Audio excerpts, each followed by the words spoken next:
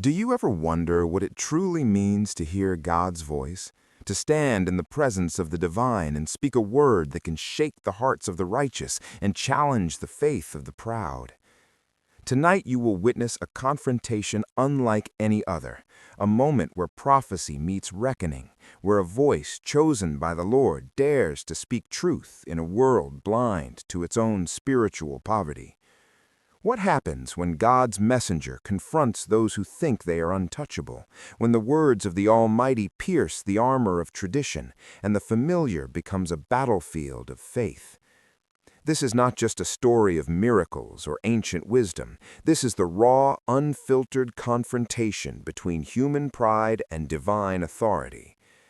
The voice you are about to hear is the voice of Elijah, speaking across centuries through a chosen vessel, revealing a truth that will disturb, provoke, and demand a response.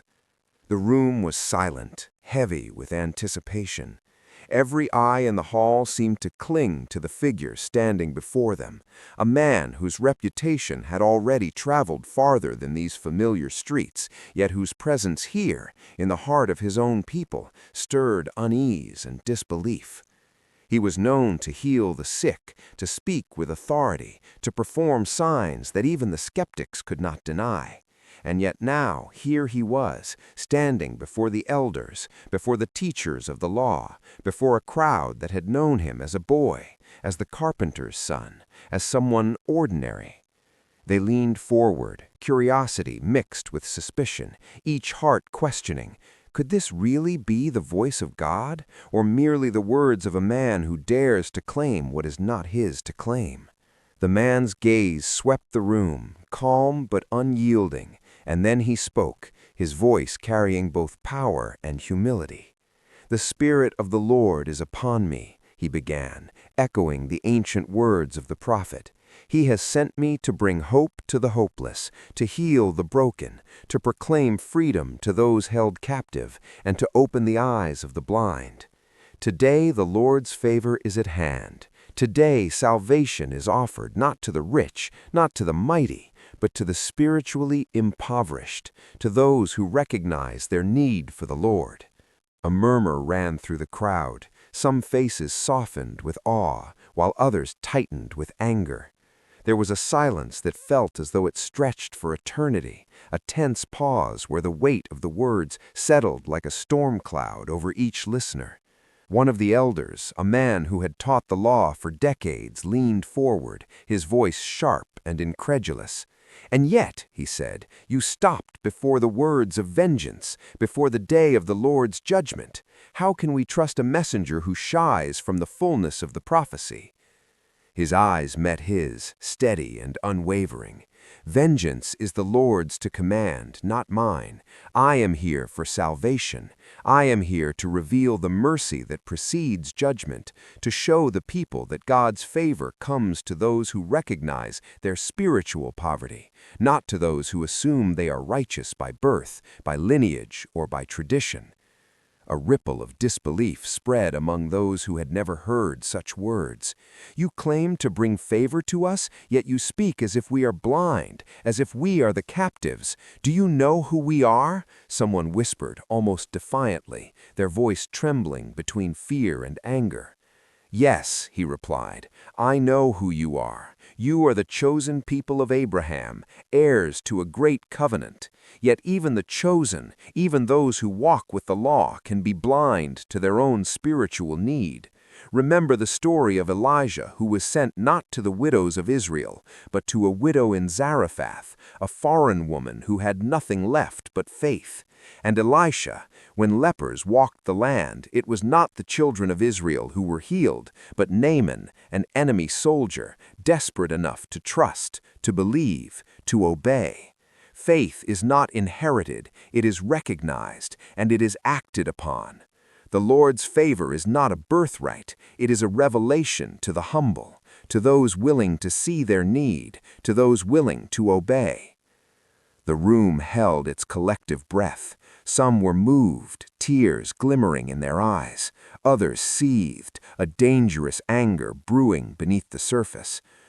"Who do you think you are?" someone demanded, stepping forward, "to claim the words of Elijah, to speak as if you carry the authority of God Himself?" A shadow of a smile crossed his face, not of arrogance, but of certainty.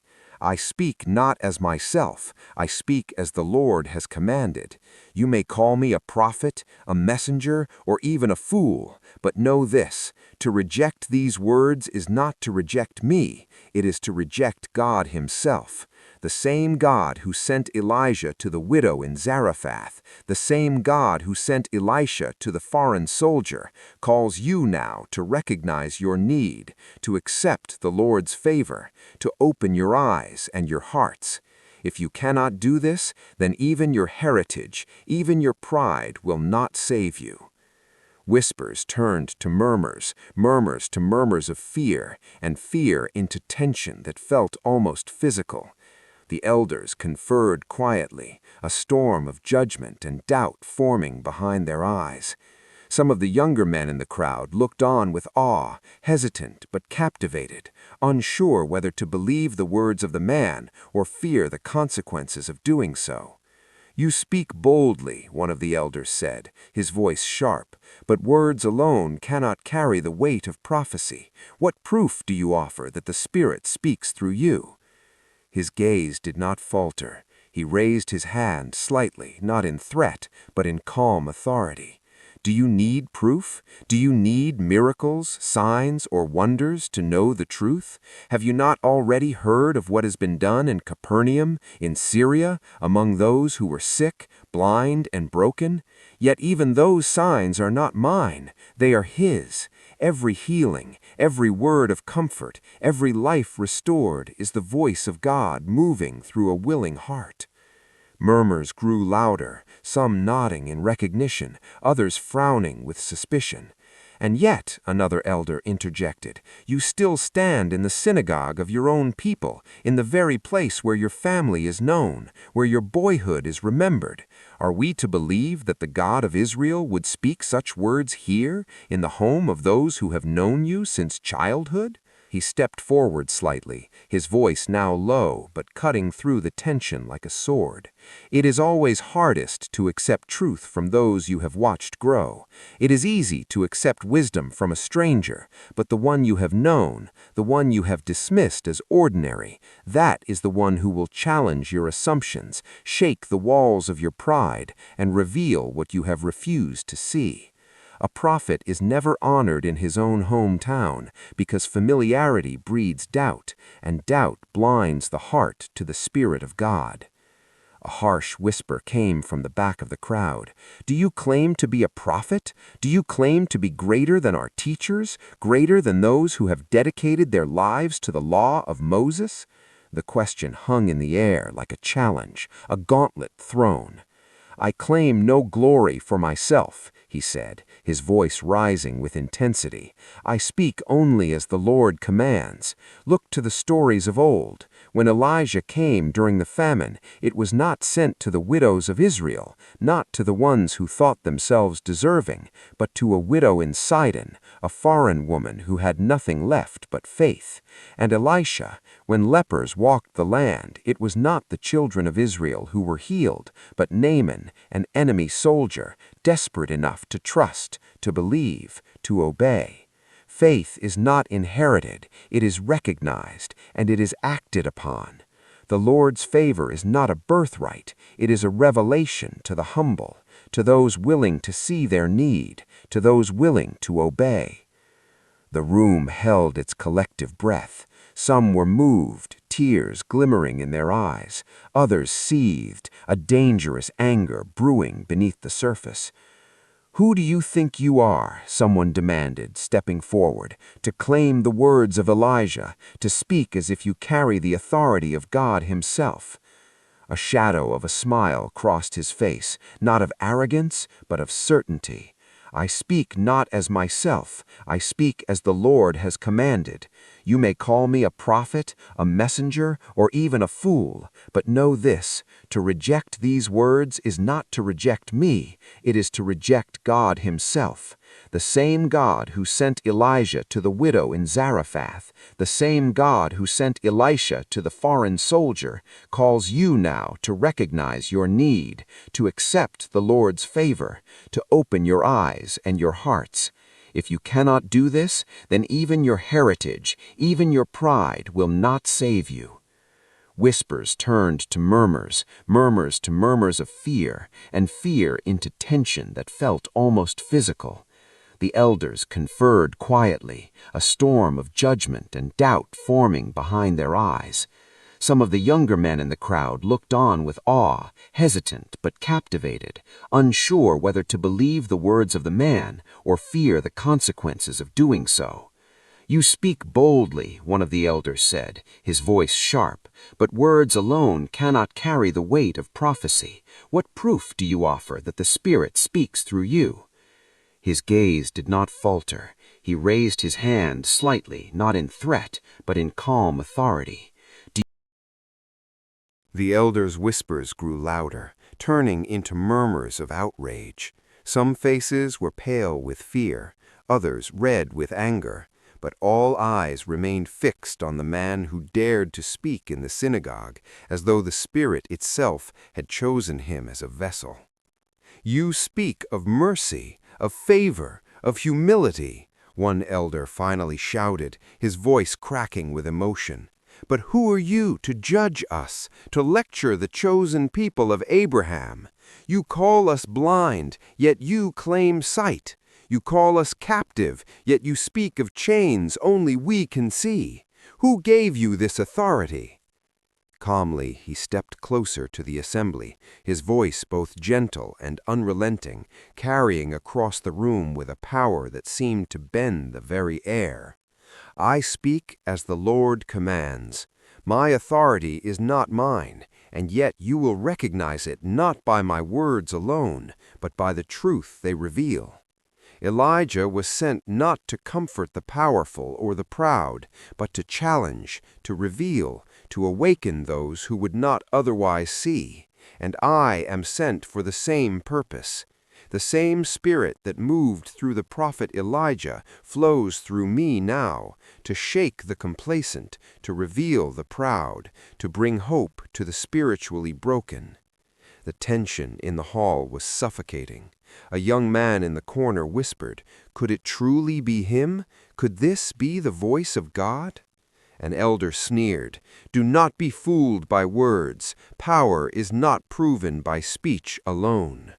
The man's eyes scanned the room, piercing into the hearts of all present. "Look at your pride, your fear, your anger. You seek vengeance in the law, yet you deny mercy when it stands before you. Remember Naaman, remember the widow in Sidon, remember the lessons of the prophets. God's favor is not earned by birthright, nor by wealth, nor by position, but by humility, obedience, and recognition of need. You may be the chosen seed of Abraham, but if your hearts remain blind, if your eyes remain shut, the favor of the Lord will pass you by. Choose now. Choose life, choose mercy, or cling to pride and risk losing everything." The murmurs turned to tense silence, the kind that presses against the chest, as every listener felt the weight of a decision they could not escape. Some bowed their heads, some clenched fists, and some stared frozen, as if the very words themselves were a judgment they had long feared. And in that silence, the man spoke again, softer this time, yet it carried through the hall like a hammer striking stone. "Today, the Spirit speaks through me. Hear it, receive it, or reject it, and know that denial will not shield you from truth." Then came the accusations, sharp and merciless. "Blasphemer!" one elder roared, pointing a trembling finger. "False prophet! You speak in the name of the Lord without command, without proof. You claim to bring salvation, yet you mock the law. You twist the words of Moses. You elevate yourself above us all. Gasps spread across the congregation, some nodding, some covering their mouths in shock, some trembling with mixture of fear and awe. The man's gaze did not falter. "I have not mocked the law," he said, voice calm but firm. "I have honored it by living its truth. Moses gave the people guidance, but guidance alone does not reveal the Spirit. The Spirit reveals what the law alone cannot, the chains that bind the heart, the blindness that hides the soul, the poverty that even wealth cannot cover. I speak as Elijah spoke, as the prophets spoke, and as the Spirit commands." Another elder stepped forward, his voice low and menacing. "You dare claim the words of Elijah for yourself? You dare speak of mercy when our people suffer under oppression? Who made you messenger of God in your hometown?" The man's eyes hardened, a quiet fire burning within them. "It is not I who chose," he said. "It is the Spirit that chose. You may call me names, threaten me, judge me, but the truth does not bend to fear, and mercy does not bow to pride. You seek signs, you seek proof, yet the greatest sign is recognition of your own need. The Lord's favor is here, and you may accept it or deny it, but denial will not change the truth." Tension escalated, voices overlapping, accusations mixing with fear and defiance. A young woman whispered, trembling, "He speaks as if he is Elijah himself, but it cannot be, can it?" And the man responded, not with boast, but with undeniable authority. "I do not speak for myself. I speak as the Spirit moves. Hear it now and choose. Do you see your blindness? Do you recognize your chains? Do you accept the mercy that is offered? Or will pride and disbelief blind you further?" The murmurs became chaotic, the elders shouting, the younger men frozen, the room vibrating with spiritual tension. And yet, in the midst of the storm, his voice remained steady, unwavering, each word a lifeline to those willing to hear. Salvation is not for the proud, nor for the self-righteous. It is for those who see their need. Today, the Spirit speaks. Will you hear? Or will you be deafened by your own pride? A heavy silence fell. The accusation stopped, replaced by the weight of choice pressing on every soul present. Eyes shifted nervously, hearts raced, and the air seemed to vibrate with anticipation. One elder, trembling with fury, finally spoke, voice sharp as steel.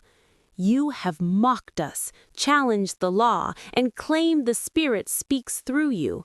Do you stand by your words?" The man's gaze swept the hall, calm but resolute. "I stand by every word. The Lord has sent me to reveal His mercy, to show the blind, to free the captives, to lift up the poor and broken-hearted. I speak as Elijah spoke, as the prophet spoke, and as the Spirit commands today. This is not for my glory, it is for His." A murmur ran through the crowd. Some hearts were stirred with awe, some frozen with disbelief, but all felt the undeniable weight of truth pressing in. Another elder, voice trembling with anger, spat, "By the law of Moses, one who speaks falsely must die. You claim prophecy without proof, blaspheme without fear." The man's eyes hardened, a quiet intensity blazing. "Then know this," he said, voice carrying like thunder across the hall. "I do not speak falsely. My life is in the hands of God, and so are yours if you reject His mercy. You may threaten, accuse, and condemn, but the Spirit will not be silenced. Today is the Lord's favor. Today is the revelation, and whether you see it or not, the truth will stand." Some of the elders hesitated, their anger mingled with fear. The congregation shifted, uncertainty rippling through every heart. Then, in a final, commanding voice, he said, "Hear the words of the Spirit, recognize your need, and receive the favor of the Lord. Reject it and know that pride cannot shield you from the consequences of blindness. I speak as the voice of Elijah, and the Lord's favor is now upon you."